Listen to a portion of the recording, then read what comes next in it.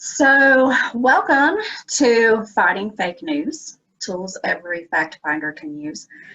I gave a subtitle called Info Everywhere, but what should I believe? Because that's kind of how it feels in the information age. Um, I really wanted to stay away from the whole fake news phrase, but it's so prevalent in our society, and that's pretty much what it is, that we just decided to stick with it. So what we're going to go over today is we're going to look at a few resources on how you can become a fact checker.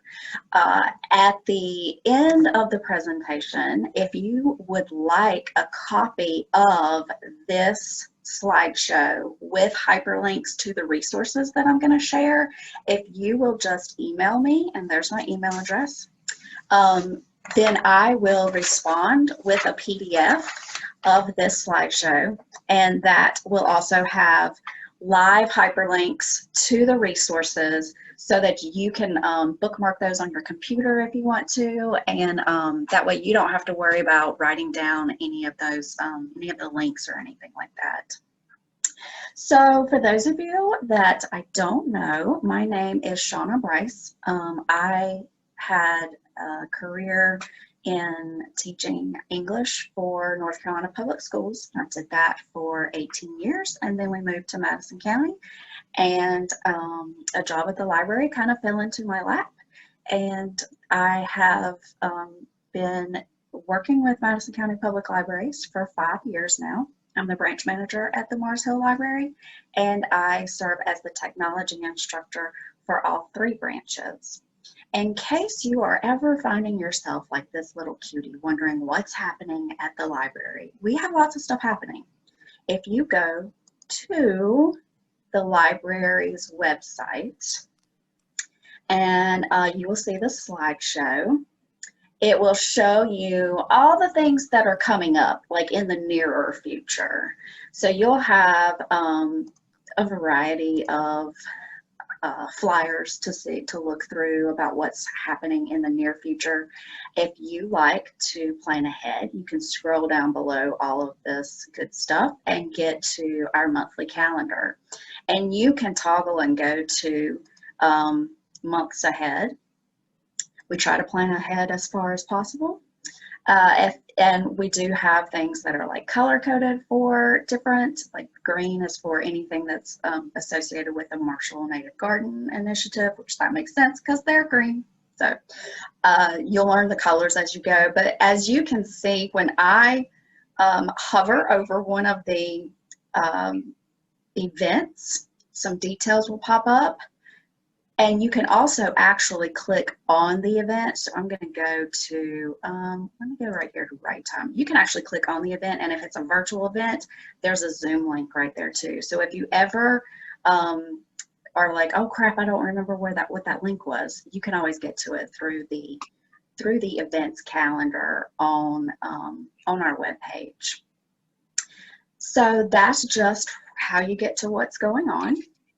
I am going to talk just a little bit about your library card, because some of the stuff that we'll talk about today, you might not know that you actually have access to. So your library card actually, of course, grants you access to Madison County Public Libraries, all 3 branches. And now that we are part of the NC Cardinal Consortium, you have access to other libraries within that consortium. So there are, within NC Cardinal, there are 51 counties and 41 library systems. That means you can borrow material from them. You can walk in and get material, or you can put it on hold and it gets sent here for you to pick up at your home library branch. You also have access to a digital library that is known as EINC Library. Most of you that use it probably are familiar with the Libby app. That's what powers it on your mobile devices. That's how you access it. And I don't know if you know this, but you do have access to Ancestry through the library. Now, you can't just go to Ancestry.com and start searching. It'll start asking you for, like, it's a subscription service. The library does have a subscription. You access it through our website, just like you go on our website here, and then you'll see this quick link to Ancestry. And we pay the subscription and give access to you as a library card holder. It will ask you for your library card number to gain entry, but that's one of the services that you get with your library card. And also the NC Live database collection. So a lot of the things that I might reference today, you might want to know, you might want to be able to look up on NC Live. NC Live is a collection of about 1.4 billion. Yes, I said billion. Full text articles and ebooks and videos for streaming and newspapers and other learning tools that that is provided by the State Library of North Carolina. Over 200 public and academic libraries are in partnership with NC Live. So, for example, when you get on NC Live and you start going through some of that material, that's the same material that students at, say, Duke University are getting access to too.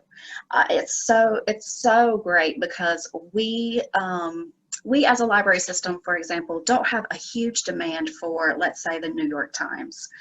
And the subscription wouldn't be as cost effective for us. But with NC Live, there is a database called US News Streams, and it has all these great, you can access the top US newspapers, such as New York Times, Washington Post, Wall Street Journal, and you can go into back issues too. So if you're ever wishing that you could come read the New York Times at the library, you can read it from the comfort of your own home, digitally through NC Live. And lots of other academic journals, magazines that you might not be able to get to physically here, you can get to through NC Live. So just letting you know what all your library grants you access to. And those are some of the tools that you can use in fighting fake news. So here's the shift that we have seen. Question? Sure. On Ancestry, it's not the full, is it the full access? Yes. It is. And Ancestry, yes. Okay. Now, Heritage Quest is available through NC Live, and that is a watered down version of Ancestry. Okay. Yeah. Okay. So here's where we are in society. Society used to be, it used to be that citizens could count on being guided to information and the good facts, but we are now in this information age where there is just this overabundance of information and misinformation. So society there's been this shift where individuals are expected to be able to seek out and find and evaluate information on their own. And therein lies some of the problem. So what we're going to talk about today is like how fact finders do their job and how we can be better fact finders. And I'll also point you to some resources where you can do some fact checking of your own, and then we'll actually practice just a little bit. So just in case you came in a little bit later, we are recording the session. So if you don't want your voice or name or anything on the recording, you can change that. And if you don't mind, make sure you're muted so that we don't get too much feedback. And I will stop at the end, jot down questions as you have them, and I'll stop at the end and I'll stop the recording, and your questions will be asked off record, if that makes sense. Okay, so since we all tend to love acronyms. Um, I'm going to give you an acronym to work from. So this is called, like, when you get a lot of fake news, you want to learn to sift through the fake news. So SIFT is the acronym that we're going to be using. So the first thing that we're going to do is we're going to stop, and we're not going to share anything yet. So this is how misinformation and disinformation gets spread. So what's the difference? Misinformation is when there is faulty or false information that is shared without, like, unintentionally causing harm. It was not the intention to misinform. It was kind of accidental. Disinformation is false, intentionally false news or facts. We're going to put facts in quotation marks. Meant to confuse and mislead. So those are the two differences, and they both abound, especially on the internet. So what a lot of organizations know is that there are trigger words and there are triggers for people's emotions that will entice people to start sharing out all of this this disinformation. That's what they're hoping will happen. So we have to get to a place where we stop and take a breath and don't share anything immediately until you go through the rest of the SIFT, and try and make sure you check your emotions, because you also need to be aware that lots of times the whole reason is to get you to this hyper emotional state. So be gentle with yourself and allow yourself to kind of, breathe and stay calm about some of the stuff that's out there, because it's just not worth it. The next thing you're going to do, you're going to investigate. So this is where you kind of have to start going, all right, what is the source of this information? And what do I know about this source? Is there bias? And I'm gonna talk to you in just a few minutes about these 4 ways that you can check. They're called the 4 moves when we talk about it in information science. How do I find out about like thinking through, here's my information, now is the source giving me the entire picture? So for example, let's say you have happened across an article on the web about the benefits of coconut oil, and it's on there's this great article from this health food company. When you look at that source, you might need to stop and think, okay, wait a minute, what's the motive of this health food company? They really want to get you to buy their product. So of course they're going to have articles that are like, oh, this stuff is so much more beneficial, so that you could possibly buy from them. Same thing with medications. Like when information about medications and supplements, things like that come out, make sure that you look and see who's funding that information. If it's a pharmaceutical company, that should throw up some red flags. So when we're investigating, the 4 moves that people talk about in investigating that can be done, these are not like steps. So you don't have to do all of them. That's why they just call them the 4 moves. You can do one, and if one gives you enough information, you're done. But if one is not satisfactory, you might want to try another one. So the 4 moves of investigating is like, check for previous work. Somewhere somebody might have done some fact checking. So NPR does a lot of fact checking.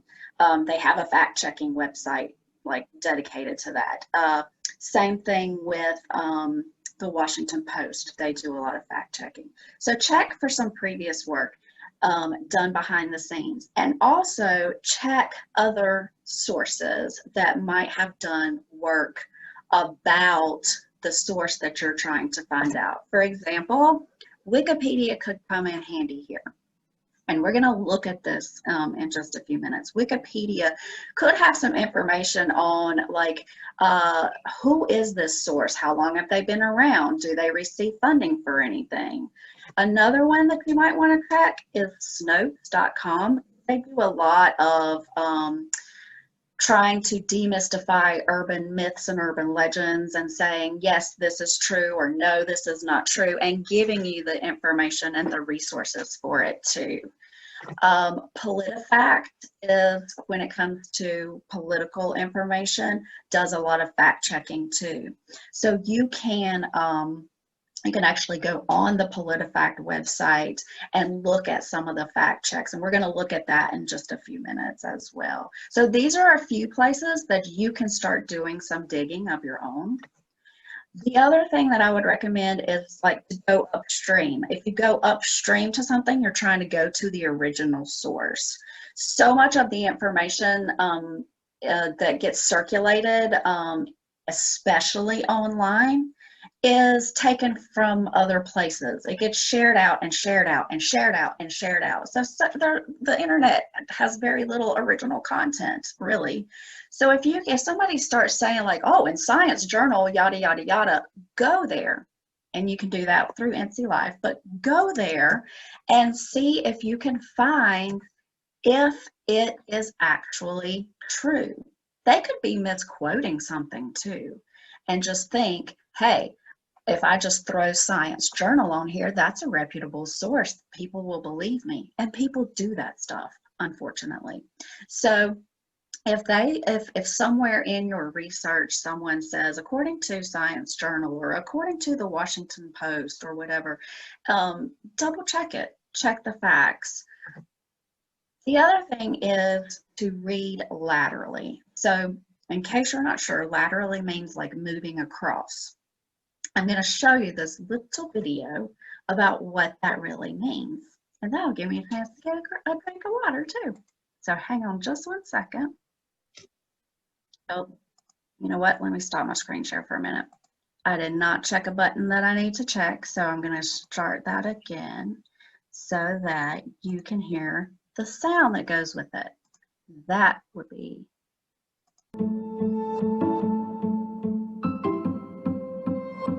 Okay, can somebody let me know if you can hear the little music that was coming? Yes, ma'am. Thank you. We live in an era of information overabundance. This demands that we be more discerning. Instead of accepting information at face value, we should always ask this one important question: who's behind the information? The Stanford History Education Group conducted a study with Stanford undergraduates, professors from 4 different universities, and professional fact checkers to determine the most effective methods for evaluating digital information. There were dramatic differences in how intelligent people looked at the web. Many smart undergrads and esteemed professors evaluated a site by reading vertically, staying on the site and reading it as if it were a printed document. They focused on the site's look, its aesthetics, graphics, and overall appearance. They were deceived by an official-looking logo or the name of the organization. They attributed importance to the .org in the URL without realizing that .org is an open domain. Any individual or group can buy a .org domain without passing a character test or proving they're working for social betterment. They examined scholarly references and research reports without realizing that, unlike an academic journal, on the web, anything goes. Intelligent people equipped with critical thinking skills were often taken in by slick web pages. Professional fact checkers approach the web differently. They understood that on the web, what you see is often not what you get. The web is treacherous territory, and you can't let your eyes deceive you. Landing on an unfamiliar site, they didn't waste precious time engaged in close reading. Instead, they opened new tabs in their browser and read laterally. Rather than spending time on a site like the Employment Policies Institute, they turned to the broader web. They clicked on a New York Times article about the Employment Policies Institute entitled, "Fight Over Minimum Wage Illustrates Web of Industry Ties." They scanned the Wikipedia entry, which describes the Institute as a fiscally conservative think tank particularly aimed towards reducing the minimum wage. Its staff worked for a public affairs firm owned by Richard Berman. A search for Richard Berman leads to a 60 Minutes report which labels Berman as Dr. Evil for his use of nonprofit front groups that advocate on behalf of his corporate clients. Only 40% of bright Stanford students were able to make the link to Berman. 100% of the fact checkers did, often in a fraction of the time. Lateral reading was the reason why. Our research studies have shown that lateral reading can be taught. Students in classes that completed civic online reasoning lessons significantly increased their ability to accurately judge websites compared to a control group. Lateral reading stands in sharp contrast to many methods for teaching digital literacy. These methods focus on long checklists of questions and keep students' eyes on a single site before they've even established that the site is worth their time. Although the basic idea of lateral reading is simple, becoming skilled at it takes practice. Students need to see examples of lateral reading and practice it with a range of sources. They also need to know when they've found a reliable news source or one that's known for conspiracy theories. Lateral reading helps students to find better information online and to become informed and more thoughtful members of society. Okay, so that's what's meant by lateral reading, which that takes a lot of practice. And I was so surprised to hear that at an Ivy League school, these students and professors were being duped by, just doing their vertical reading.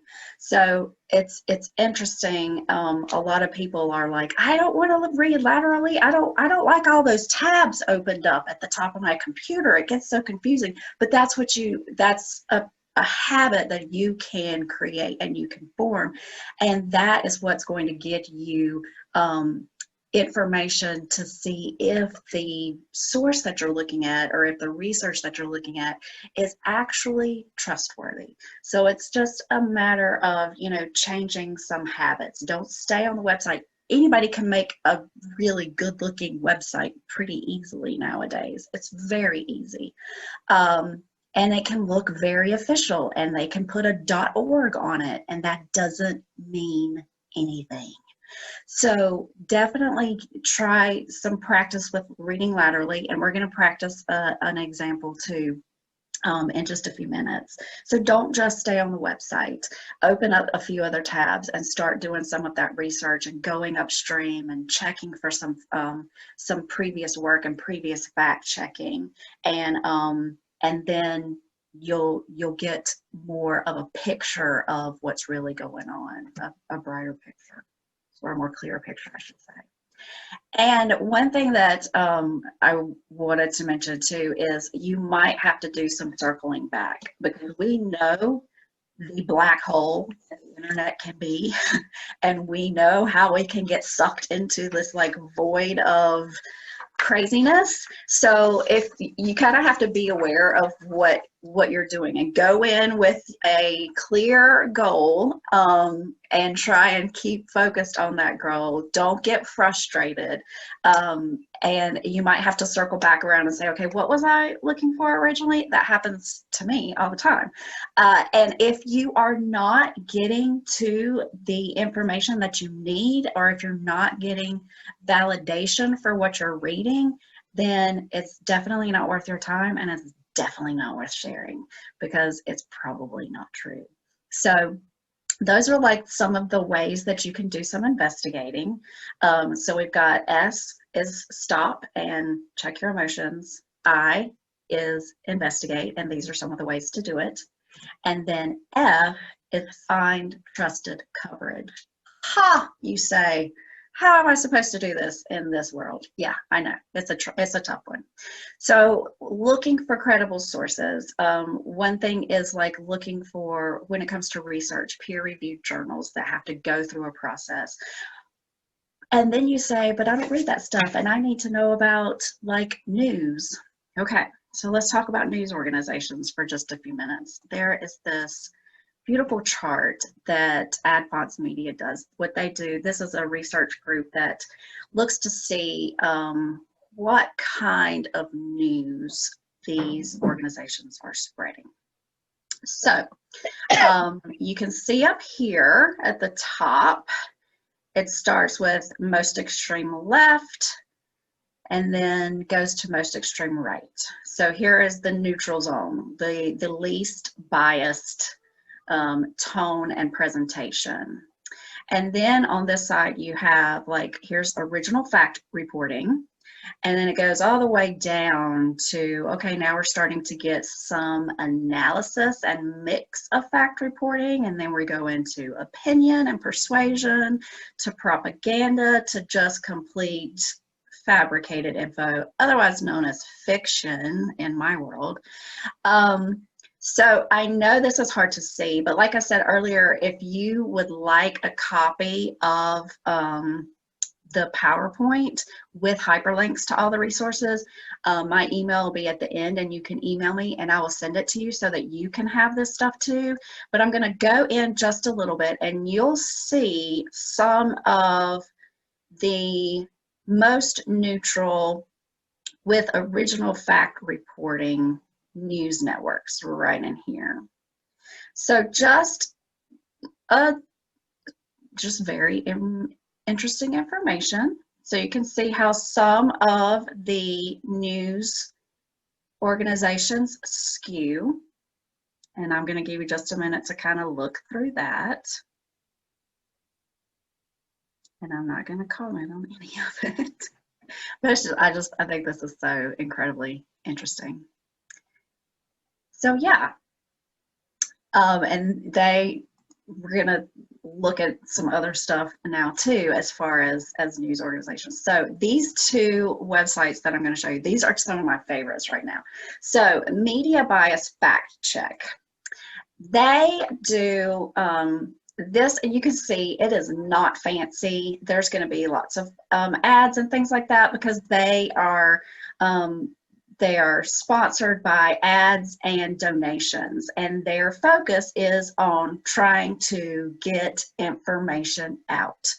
So they every day do latest fact checks. So I'm just going to click on this first, and they take some of the major headlines and start doing research on it. And so you'll see the headline or the claim. The reality is, when you look at the Biden plan, it reads an awful lot like what President Trump and I on our task force have been doing every step of the way. And they'll tell you whether or not it is true or false or partially true or unproven. And then they give you the information. You can go straight to it. And this changes all the time. I was just on it this morning, and this is newer stuff. I think it's so interesting, and I was looking at it this morning, so interesting how much unproven and false claims are on this fact-checking site right now as we get closer to the election.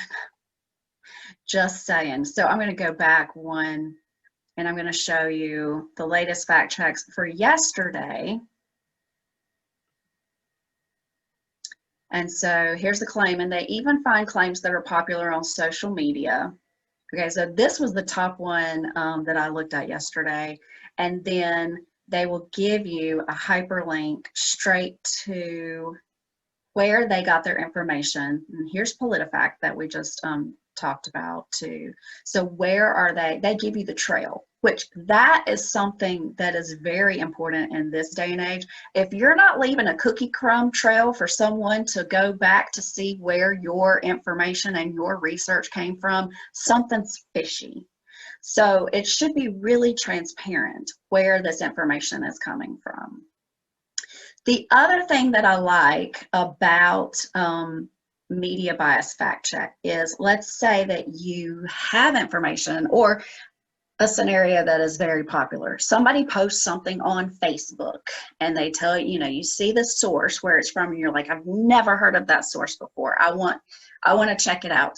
So you can go on here, and I'm just going to type in, let me go back to the home page so you can see it from there. So I am going to go up to this main search, and I'm going to type in the source that that this information came from, that I want to check on. So I'm just going to put American Public Media, and I can tell it, show me what you know, what information do you have about American public media? And then they're going to show you the results that hit closest. So I'm going to say, okay, here it is, American public media, tell me about it. Now they have their own little continuum here, and they show you where they fall, and then they tell you how well they are doing on fact reporting. So it's high. It's not very high, but it's high. And then you can see where they land. They're not completely unbiased. They're a little to the left. And then they give you a breakdown of it. They tell you what country this source is from. They give you information that you might, for example, Prairie Home Companion, oh, that's associated with American public media. And then if there's information about, say, funding and that kind of stuff too, then they will give you information about all that too. So you can check a source by actually typing the name of that source into the Media Bias Fact Check too. And that's actually one of my favorite websites right now.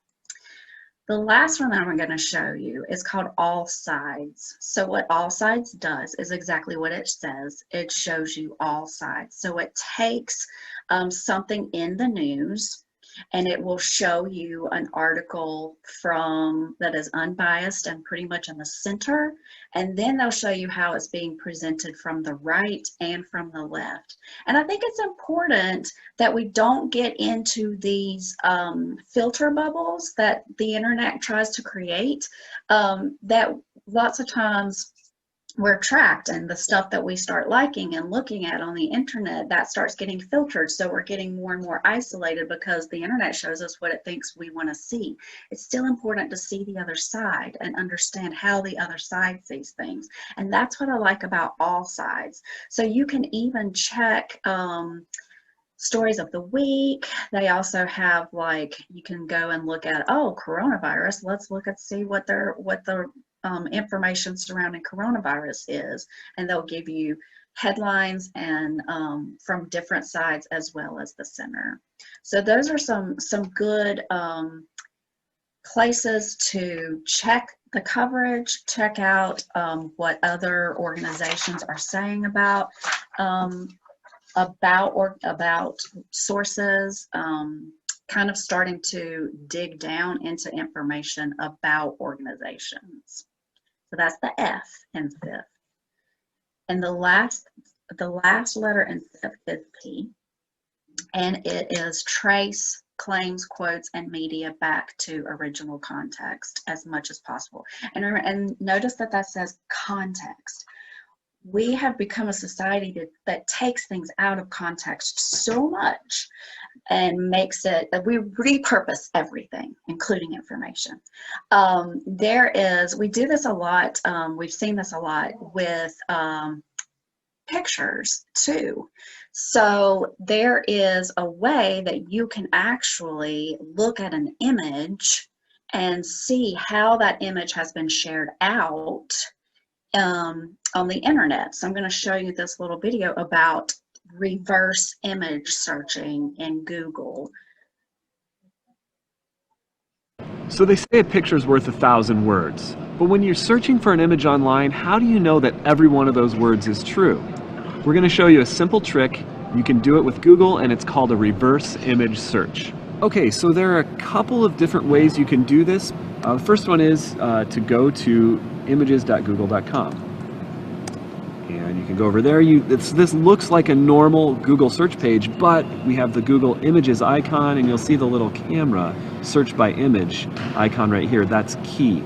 Now, one of the first ways, so one of your first of the few options we'll show you today to do this is a drag and drop. So let's say you have an image saved on your desktop. Here it is. I'm just going to drag it right over here into the search bar. It will upload the file, and I get a whole list of hits where that image is in the page, and so I can then go and investigate all of these different sources where that image shows up. One of the second options you can do is to click the little search by image icon, and you can paste a URL in there.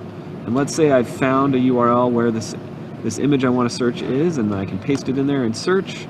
Once again, I will get a big list of hits of different sites where this image shows up.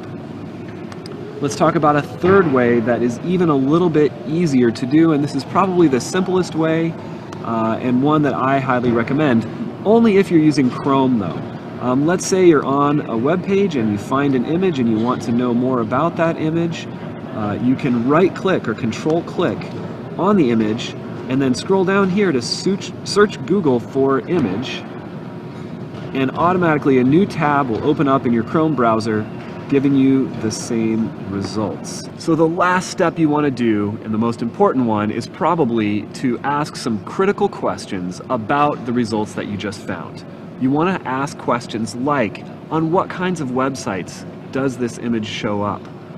Are there any clues about where the image originated? Has the image been altered in any way, any place that you've seen it? And that's just the tip of the iceberg. For more information about asking critical questions with a reverse image search, or just about fact-checking in general, head on over to commonsense.org/education. So they And I will say I love commonsense.org too. Lots of great tools that you can use there. But yeah, it's easy for people to grab images off the internet and use them. It's easy for people to manipulate images with Photoshop and different things. So tracing things back to the original context, including images, can be really handy when you're trying to sift through some of all that.